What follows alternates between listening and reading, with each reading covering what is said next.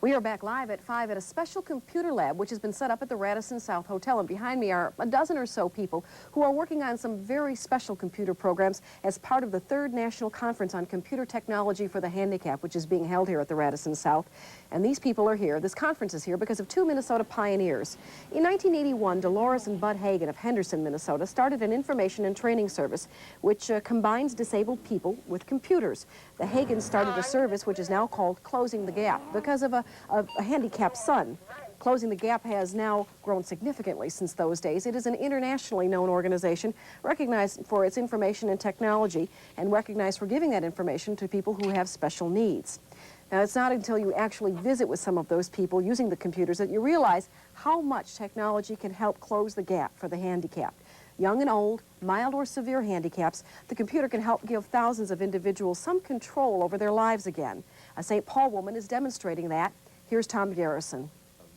Rosemarie Bloom is a woman who says if you have a heart, you don't need a voice.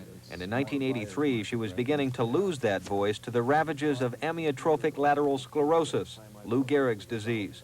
Her husband Herb knew he had to do something if Rosemarie was to have any way to communicate with the world around her. A TV story on Closing the Gap put Herb onto the subject of computers, something he knew nothing about.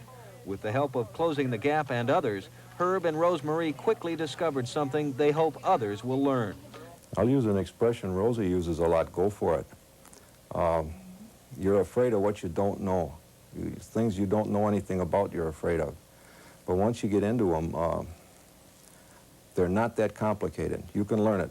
If you can move any muscle on your body that will activate a switch, you can use a computer. For Rosemarie, that muscle is the only coordinated one left her, the blink of her left eye, which operates a brow wrinkle switch, which in turn helps her print out messages on their Apple IIe computer. She can express herself. She can tell me what she wants. She can visit with people. She can answer letters that people write to her. She can send thank you notes back. She can put some of her deepest thoughts onto discs and save those thoughts. For a woman with a healthy mind and unhealthy body, sometimes the thoughts are too much, like when her husband talks of his marriage vow to care for her in sickness and health. So I feel that it's my obligation and my love for her that I'll hang in there. I'll hang in there. Computers don't feel emotion like that, but they can convey it, like when Rosemarie spells out her love for Herb. For Eyewitness News Live at 5, Tom Garrison reporting. Well, as we indicated, computer information services for the handicapped were pretty much non-existent until a couple from Minnesota came up with the idea of pairing a computer with their son who was deaf. Dolores Hagen is joining us now to tell us a little bit more about the incredible growth of Closing the Gap. How many people do you estimate that you are serving right now or helping to serve right now? Well, at the conference at the moment, there will be probably something close to 3,000 people who will attend overall. Who are we helping? Hopefully the whole world of disabled individuals.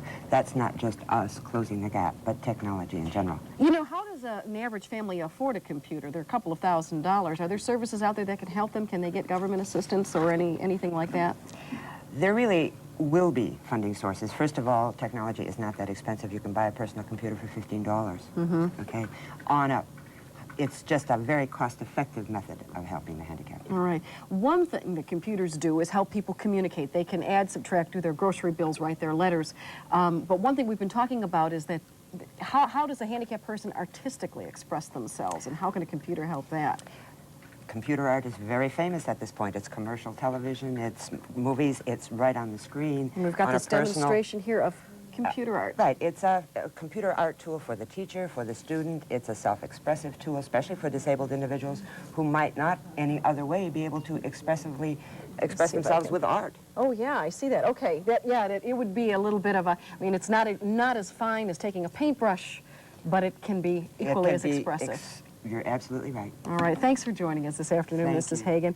Well, we're going to find out what our KSTP computers are saying about tomorrow's weather. Coming up, Dave Dahl is going to have the Halloween forecast for us, and we'll show you how a little Halloween spirit spread out to the Minnesota Zoo. That's coming up next, live at 5.